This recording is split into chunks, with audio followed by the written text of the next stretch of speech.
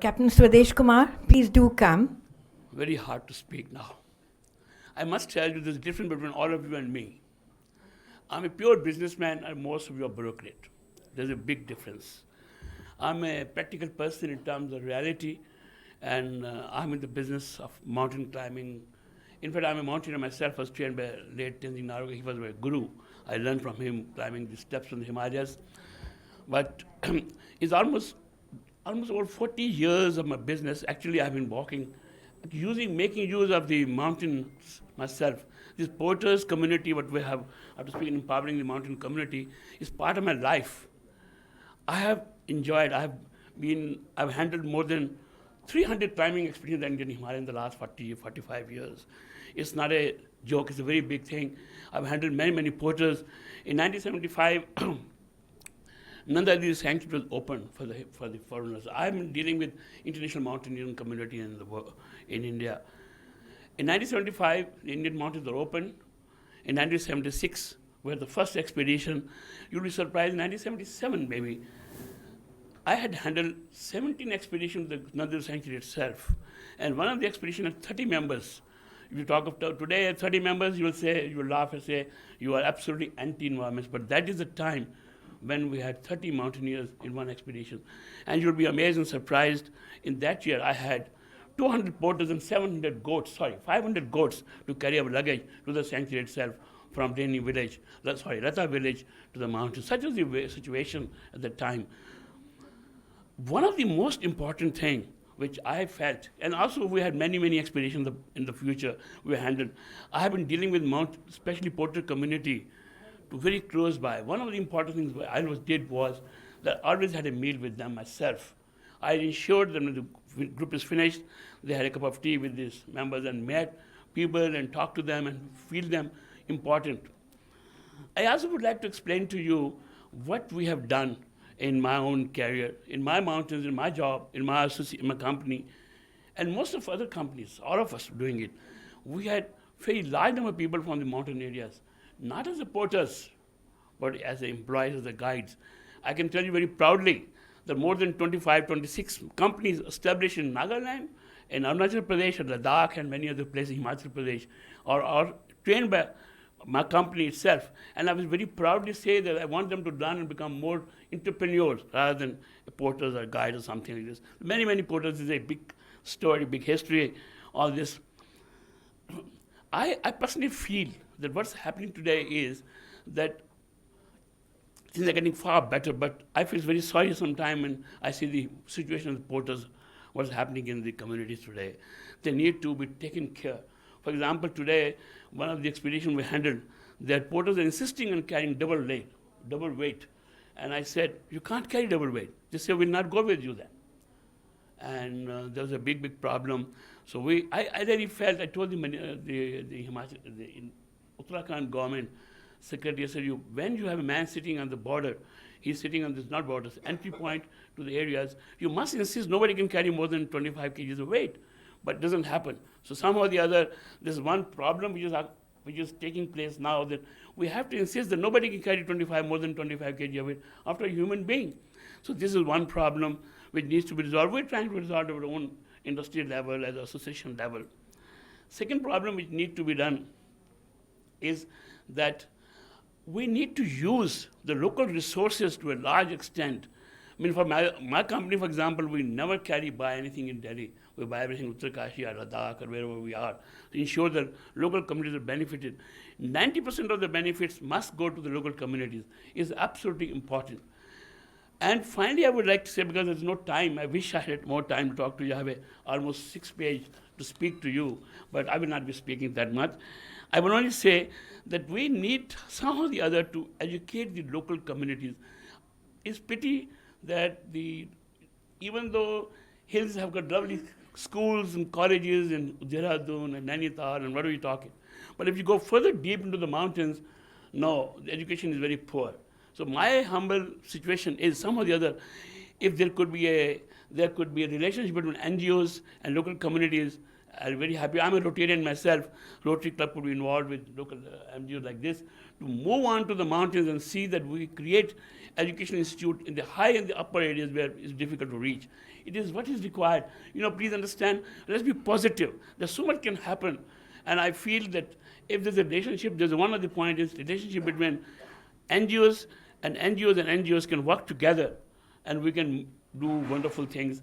See, provide jobs to the local communities, provide livelihood, agriculture, microfinance, and we can depend. So they need not come anywhere. They need not go to planes. They can get jobs within the sector because huge business. Another point I would like to emphasize is the business today is very seasonal in the mountains.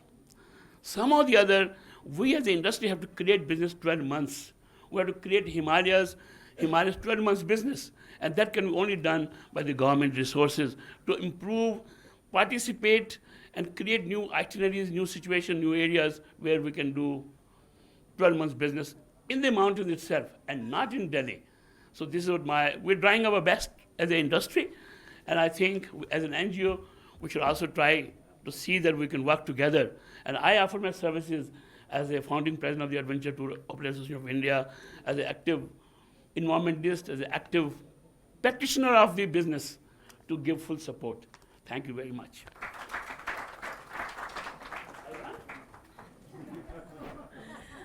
Thank you, sir. I kindly request Shri Kartik Desai, founder Desai and Associates, to speak on development economics for sustainability and impact. On social and climate finance. How do you get capital from different development institutions to fund development causes? And I do have a presentation, but I'm very much conscious of the time constraint.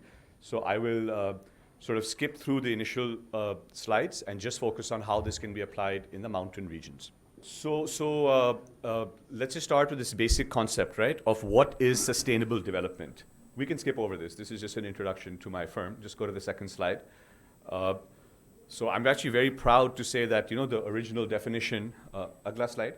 Of course, many of you would be familiar with this, but for those who aren't, this was originally articulated in 1986 at a conference in Norway by people including, I'm very, very proud to be his son, Mr. Nitin Desai. It doesn't have the word environment. It doesn't have the word growth. So you had environment walas who believe in protecting the environment, and you had those who believe in economic growth.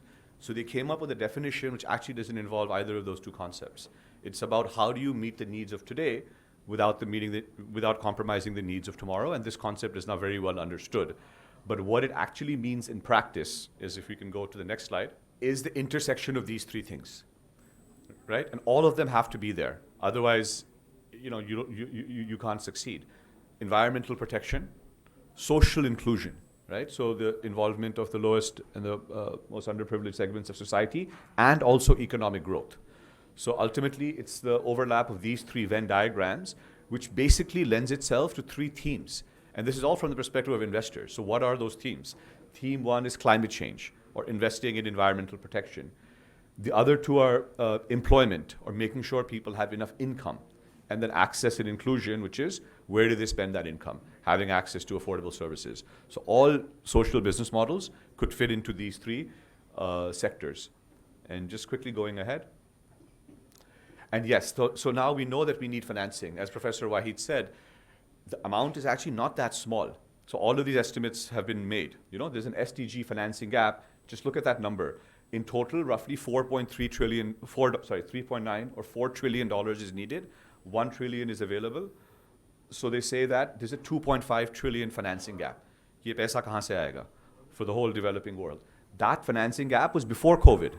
These are much larger estimates now. And India's financing gap is variously estimated at, almost $600 billion. These are large sums of money. This is why you need social finance. Government and philanthropy is never going to be enough. So how do you bring private capital to on the development causes?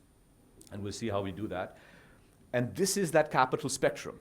Social finance comes on this spectrum. So on the right side, you'll see concepts like ESG, if you've heard of, when a corporation tries to become more socially and environmentally conscious, or socially responsible investing. But it's still primarily about business. On the left side, you see venture philanthropy and blended finance. Large foundations like Gates Foundation from a foreign foundation perspective, or Tata Trust from a domestic foundation perspective, how do they become more strategic? And then there's something in the middle, which is what I'm going to talk about, which is called impact investing. All of you have heard about venture capital, which are investing in startups. But how do you invest in startups which also create environmental and social impact? And there's many good examples of this happening in the mountains. Let's go ahead. And this is, again, sorry for all these academic slides. Rohini Nilekani ma'am and many people talk about Sarkar, Samaj, Bazaar. So this is, again, many of these concepts lie at the intersection of these three. And I'll share these slides so you can review it later. Let's go ahead and look at exactly what's happening in the mountains. So India is getting lots of money. These numbers are slightly dated. $50 billion of startup money came into India, right? And we can keep going through all the amazing maths. But look at where it goes. 92% of all of that money goes to 4 places. Delhi, 11%, Gujarat, 37%, Maharashtra, Karnataka, and Tamil Nadu. That's it. So that's 8% for the entire rest of the country, which are large populated states of the north and the central India, let alone frontier markets. So the statistics on this are absolutely abysmal, right? We, as impact investors, invest in tier 2 towns, which can be many of them in India. Ahmedabad is considered a tier 2 town. So is Indore, so is many others. So this is the work that many of us are doing, which is how do you actually go into the northeast of India, into Jammu and Kashmir. And if I can say, it's 3 constituent aspects: the valley, the Jammu, Katra region, and the Ladakh region. And the challenges are profound.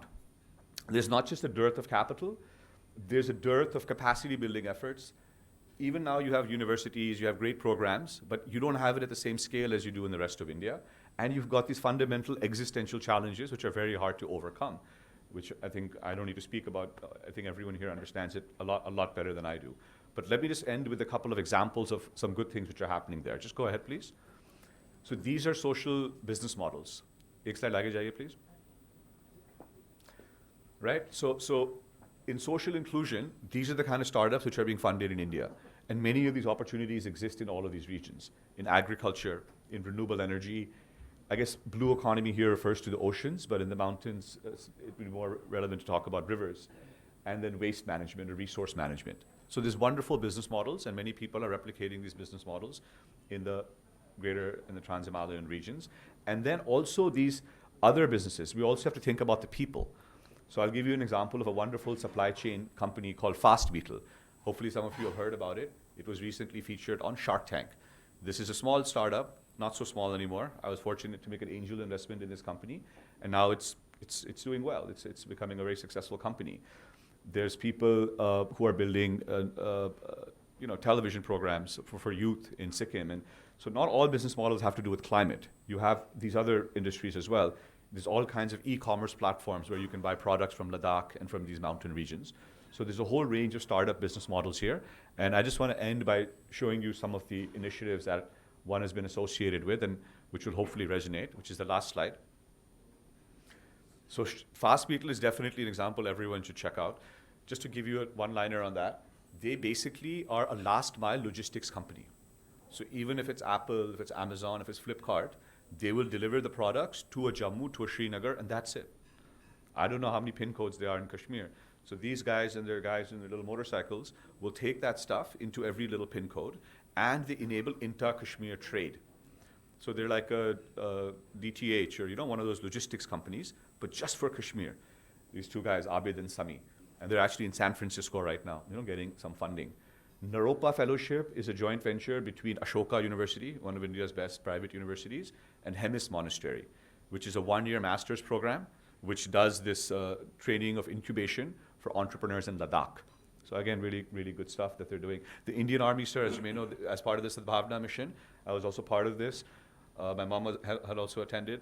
This is wonderful. They're doing a startup weekend in Jammu, in Katra, at Mata Vaishno Devi, and so it's happening all over. And IIT Bandi Catalyst also deserves a very special mention. They're at a global scale. So this IIT Bandi incubator is now not just incubating small mountain startups, but advanced stuff, cryptocurrency and really advanced startups. So there's a lot of amazing activity happening in the mountains. And I just thought this will give you a little bit of a flavor of it.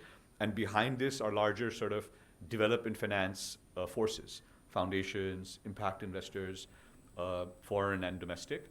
And this is something which, one would be happy to share and collaborate with and support any of the work that anyone here is doing. So thank you very much for your time. So just before we break up, there's the most important person here who's come all the way from Almora. He's our adopted NGO Vikramjeet. Please come forward. First of all, thanks very much everyone here in the hall, all the leadership, Des from the Climate Trust, and Mr. Aluwali at the corner, who gave me the opportunity and introduced me to Mr. Saifullah, and also Brigadier Kapoor sitting here, giving us support, motivating us all the time. It's been more than 1 year we are in touch, and it's a great experience, connected with him. So today, since I have the first slide already here, so पीछे करना एक बार slide.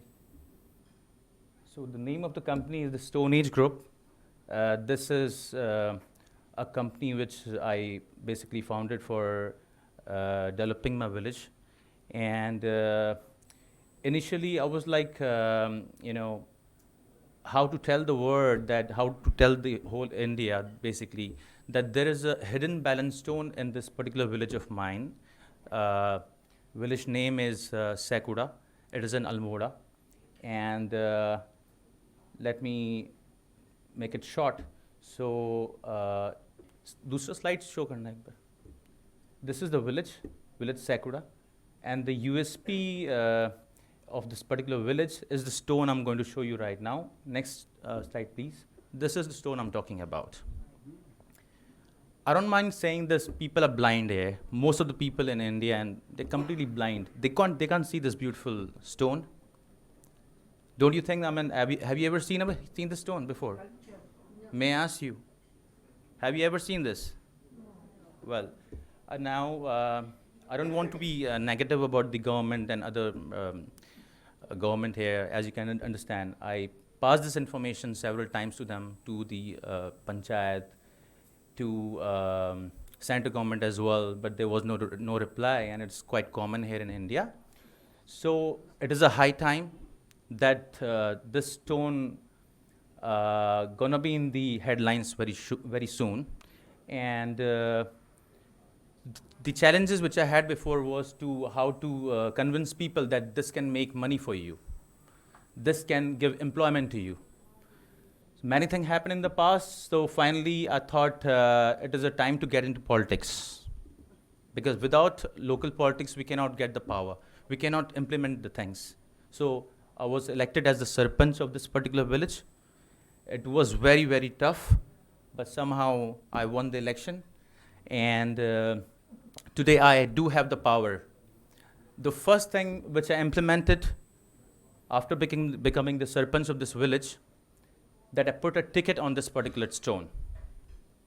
I have put 20 rupees for the locals, 40 rupees for non-Uttarakhandi, other states, and 50 rupees for the foreigners, as a sign that this stone has got a value.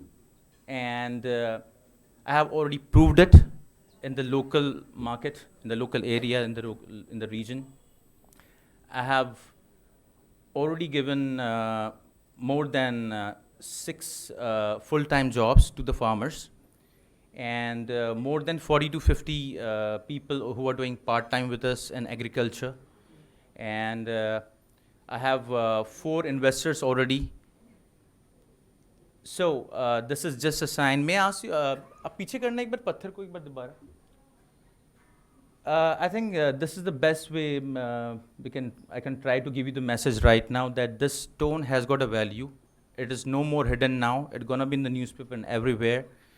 And since I'm the sarpanch of the village already now, I do not need any support from the government anyways, because now I'm doing great. I have private investors, and day by day we're improving. I have more than 6 investors already. I have 2 more in queue.